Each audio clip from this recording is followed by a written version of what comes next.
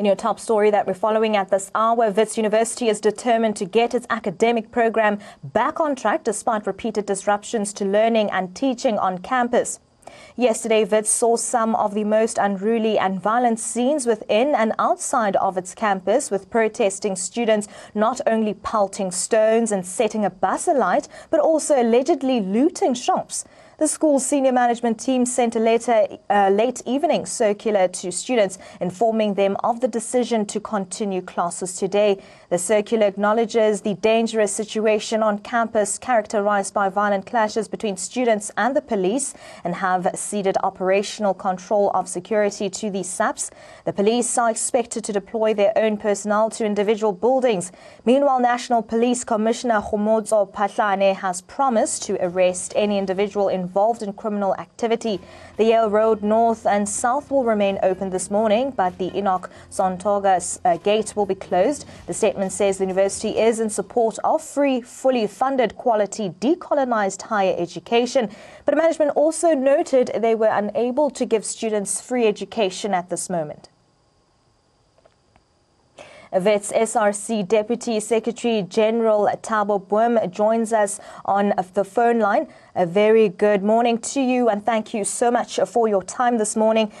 Just take us through the activities that are planned for today throughout the day. Good morning to you and your viewers, and thank you for having me. Today, just like any other day, we're planning on continuing with the peaceful protest.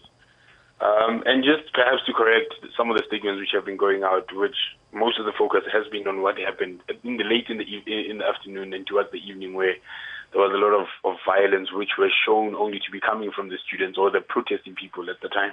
And also not forgetting the fact that people did hijack the protest and looted, and that has also been painted on us. The focus I would like to necessarily be pointing to is the fact that we've been protesting peacefully for the last 3 weeks.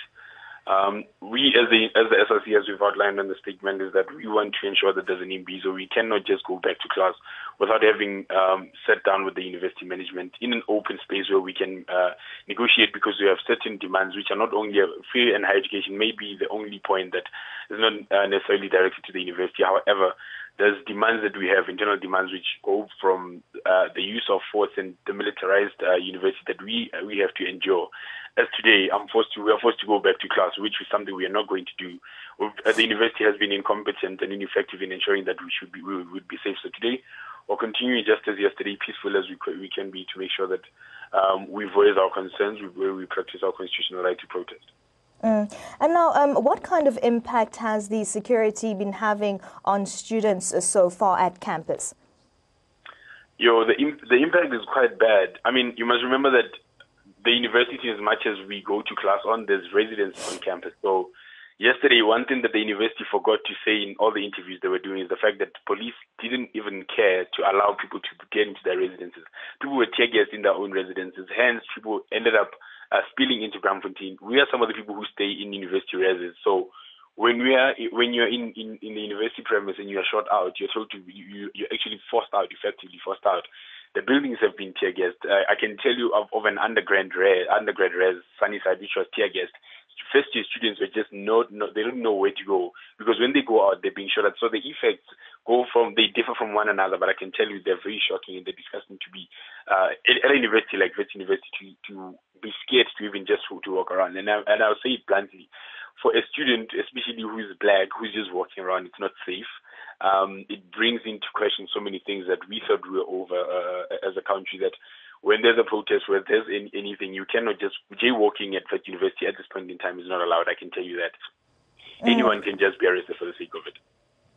And now, students had been forced out, as you're saying, yesterday to actually go onto the streets of Braamfontein. Will we be seeing something similar today, where students will be going into the streets of Braamfontein if they are forced, of course? Look, I will be honest. When we're on campus, protesting peacefully on campus, when you shoot at people, the only response they'll have is to run away. We don't have any other way of protecting ourselves from it. They lock all the buildings, they lock the reses. Even the people who stay on res have to find refuge somewhere else. The running to Braamfontein is the only way that they can ensure that they're safe. Even in Braamfontein, although we get tear gas, it's better because we can't get caged and be arrested for running away. Because I'm not understanding from the police that when they shoot and throw stun grenades, we're not supposed to run away. Running into Bram is the only thing. Today we're going to continue with our peaceful protest. Should it happen that we are forced to go into Bram, there's no other. I have no other alternative. I can't even go into my own res because they're targeting people. You'll be getting arrested for no good reason. So going into Bram is seemingly the only thing. Although it's dangerous, we run into cars and people are violent on the streets. But there's nothing else that we can do because the university is failing to meet with us to give us an Imbizo, while at the same time they're not doing anything to ensure our safety. While this morning they were saying on radio that they have given full security to the SAPS, which we've been complaining that they've been brutal and they haven't been doing anything proportional in terms of restraint.